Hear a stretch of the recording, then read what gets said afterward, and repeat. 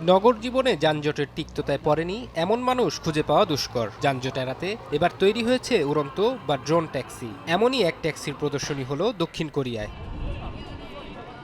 স্থানীয় সময় বৃহস্পতিবার দেশটির রাজধানী সিউলের গিম্পো এয়ারপোর্টে 2 আসন বিশিষ্ট ট্যাক্সিটির পরীক্ষামূলক উড্ডয়ন পরিচালনা করে জার্মানির বিমান নির্মাতা প্রতিষ্ঠান ভলোকপ্টার। প্রতিষ্ঠানটি জানায় উড়ন্ত ট্যাক্সিটি চালাতে একজন পাইলট রাখা যাবে, অথবা পাইলট ছাড়াও একে ড্রোনের মতো ব্যবহার করা যাবে।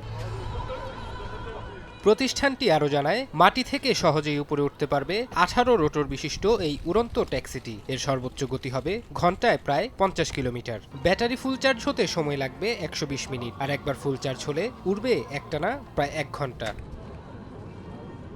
আরবান এয়ার মোবিলিটি ইউএএম বা ড্রোনের মাধ্যমে ট্যাক্সিটির এক স্থান থেকে অন্য স্থানে যাতায়াতকে নিরাপদ ও পরিবেশ বান্ধব বলছেন কোরীয় কর্তৃপক্ষ। 2025 সালের মধ্যে বাণিজ্যিকভাবে দেশটির বড় শহর ও এয়ারপোর্টে চলাচলের জন্য ট্যাক্সিটি ব্যবহৃত হবে বলেও জানান তারা।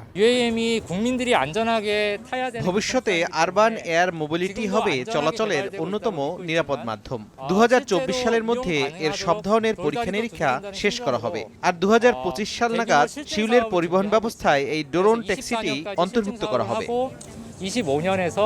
দিন দিন যেমন বাড়ছে মানুষ, তেমনি বেড়ে চলেছে যানজট। বিশ্বের বিভিন্ন দেশে সড়ক পথে যানজট কমাতে নানান উদ্যোগ নেওয়া হলেও তা ততটা ফলদায়ক হচ্ছে না। কাজেই মানুষকে খুঁজতে হচ্ছে পরিবহনের ভিন্ন মাধ্যম, আর তাই সড়ক ছেড়ে আকাশপথে যাতায়াতের কোনো বিকল্প নেই বলে মনে করছেন বিশেষজ্ঞরা।